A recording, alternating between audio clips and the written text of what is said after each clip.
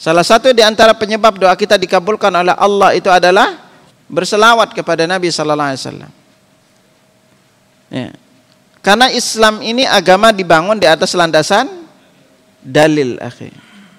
Dibangun di atas landasan ilmu. Kalau kita membaca berbagai macam keutamaan selawat ini, maka jangan sampai nanti antum salah baca selawat. Antum tahu hadisnya keutamaan baca selawat, kita mendapatkan syafaat dari Nabi, lalu doa kita dikabulkan. Nah, yang jadi pertanyaan dari semua riwayat-riwayat keutamaan selawat ini kan ada hadisnya. Dan jadi pertanyaannya adalah selawat manakah yang Nabi ajarkan kepada kita? Ini pastikan.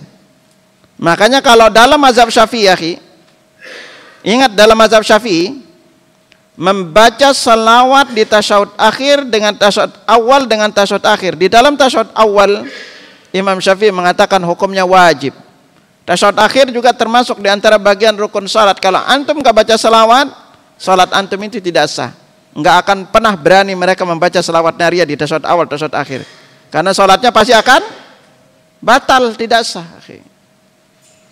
Gitu. Sementara kalau mazhab ulama yang lain, 3 mazhab, tasyahud awal itu pendapat yang paling kuat, akhi. Pendapat kuat ini adalah mazhabnya sahabat tabi'in, tabi'ut tabi'in, bahwa membaca selawat di tasyahud awal itu tidak disyariatkan. Hanya Imam Syafi'i yang memiliki pendapat berbeda sendiri dari yang lainnya. Perkataan pendapat dulu Imam Syafi'i ketika beliau di Baghdad, bahwa membaca selawat di tasyahud awal itu tidak disyariatkan. Ya. Tidak disyariatkan. Berbeda dengan tasyahud akhir, tetapi mayoritas ulama 3 mazhab mengatakan bahwa membaca selawat di tasyahud awal itu tidak disyariatkan. Inilah pendapat yang paling kuat, akhi, dibanding pendapat Imam Syafi'i. Makanya Imam Syafi'i ini termasuk menyendiri berpendapat ini, mengatakan disyariatkan. Setelah anda lacak penjelasan para sahabat tabi'in dengan tabi'ut tabi'in, tidak ada yang berpendapat sebelum beliau yang mengatakan salawat itu hukumnya wajib di tasyahud awal. Sama juga di tasyahud akhir. Nah, kalau mayoritas ulama mengatakan tasyahud awal dengan tasyahud akhir itu, kalau di tasyahud akhir salawat itu hanya kepada sampai tataran sunnah, tidak sampai kepada tataran derajatnya wajib. Tapi beda Imam Syafi'i yang mewajibkan. Ini kalau antum belajar di 4 mazhab, ya. Gitu. Nah, ikhwatal iman rahimakumullah, karena besarnya keutamaan selawat ini, maka Nabi sallallahu alaihi wasallam menjelaskan kepada kita ada 13 tempatnya. Sebelumnya dari riwayat-riwayat yang sampai kepada kita bahwa membaca selawat kepada Nabi sallallahu alaihi wasallam ini adalah ibadah besar pahalanya di sisi Allah. Dari beberapa keutamaan kita membaca selawat kepada Nabi, di antaranya Nabi sabdakan kepada kita, man shalla alayya aw sala liyal wasilah haqqat alaihi syafaati yaumil qiyamah. Barang siapa yang berselawat kepadaku atau meminta agar aku mendapatkan wasilah, maka dia berhak mendapatkan syafaatku nanti di hari kiamat. Dalam hadis lain diriwayatkan Abu Hurairah, kalau Muslim, Nabi sallallahu alaihi wasallam bersabda, man shalla alayya wahidatan sallallahu alaihi asyara. Barang siapa yang berselawat kepadaku sekali, maka Allah akan berselawat kepadanya sebanyak 10 kali. Dan salah satu di antara waktu penting untuk kita membaca salawat ini adalah kita membaca pada hari Jumat.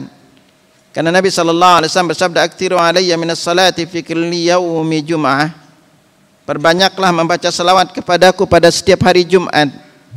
Fa inna salata ummati tu'radu alayya fi kulli yaumi jum'ah.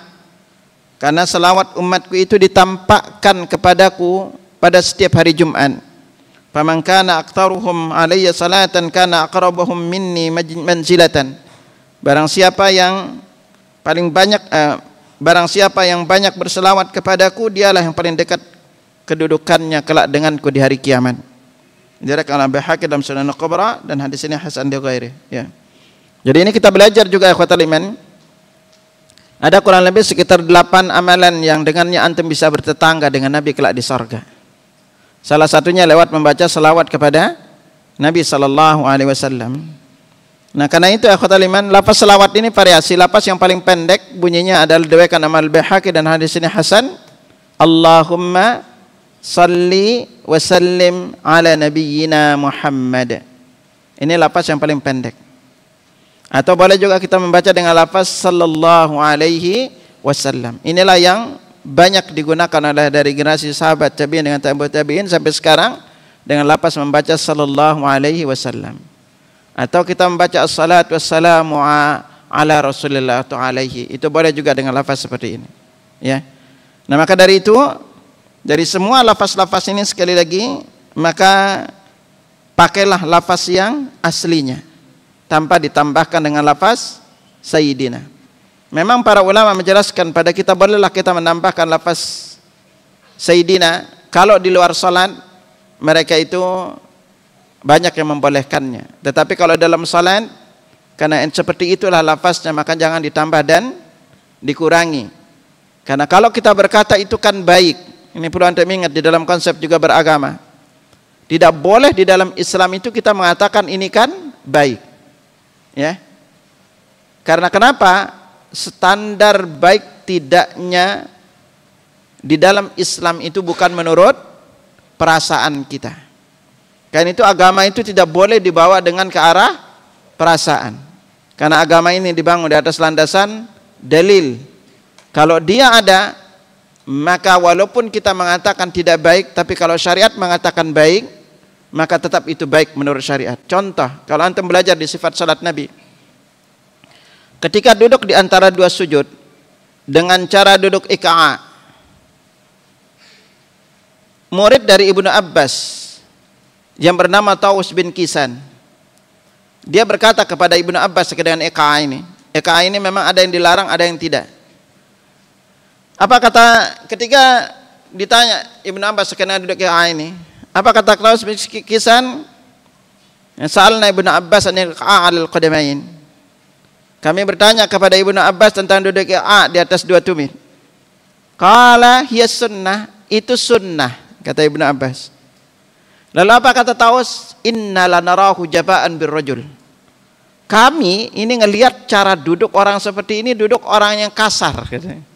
Kurang sopan gitu kan, duduk kayak gini gitu. Tapi apa kata Taus? Bal hiya sunnatu nabiyyika sallallahu alaihi wasallam. Tapi itu ajaran nabimu, ya. Nah, jadi di sini kita belajar apa? Baik tidaknya itu bukan menurut persepsi kita. Karena kalau kita memakai persepsi kita, setiap kita ini beda-beda, Pak. Baik tidaknya. Contoh aja, Ki. Kalau di wilayah Ana di Lombok, kita di Jakarta ngelunjuk pakai kiri biasa enggak? Biasa kan? Enggak ada, kalau di Lombok kan tuh ngelunjuk pakai kiri bisa di masalah. Itu enggak boleh ngelunjuk pakai kiri gitu kan. Kalau di Lombok itu enggak boleh, Ki. Di Lombok, Ki, kalau antum udah bergelar kiai, enggak boleh pakai celana. Itu ngamana pun harus sarung itu kan. Itu kemana pun itu antum harus pakai sarung tuh. Ya, kalau namanya di Lombok gitu. Ya. Lalu berikutnya apa? Bagi yang belum haji termasuk larang kelas pakai topi warna putih. Gitu. Enggak boleh gitu. Itu. Enggak boleh memakai topi warna putih kalau yang kau belum haji gitu kan. Nah, ini kan kita standarnya beda-beda ya. Di setiap wilayah itu beda-beda gitu. Nah, makanya itulah syariat mengaturnya kepada kita. Contoh lagi, betapa banyak di antara akhwat kita ini, kalau duduk seringkali malu duduk bersila, benar? Ya enggak, Bu? Jarang pada berani duduk bersila. Padahal yang benar tata cara duduknya wanita itu adalah bersila. Istri para Nabi SAW itu, Nabi SAW itu duduknya bersila, jarang duduknya, bahkan nggak ada yang duduknya deprok kapan desor namanya itu, ya, deprok kapan desor namanya itu, ya. Kalau duduk bersila itu wanita kayak aib. Nah, makanya sama, kita nggak boleh berkata kan Nabi tidak mau menggunakan lafaz sayyidina, itu nggak bisa, ya, karena semua riwayat itu tidak ada lafaz sayyidina. Nabi Imam Syafi'i yang dikatakan sebagai keturunan beliau juga Quraisy, termasuk jalur Bani Hashim. Bahkan Imam Syafi'i itu ketemu dengan silsilahnya kakeknya Nabi, buyutnya Nabi itu di beberapa titik ketemunya. Beliau pun karena sama-sama dari Bani Hashim, Hashimi beliau. beliau pun tidak menggunakan lafaz Sayyidina. Lalu apakah antum mengatakan Imam Syafi'i itu tidak mencintai Nabi? Dan semua lafaz dari sahabat-sahabat, dari Ka'ab bin Ujrah, Abu Sa'id Al-Khudri, Ibnu Mas'ud, lainnya itu semuanya lafaz tidak menggunakan lafaz Sayyidina dari semua lafaz-lafaz selawat ini.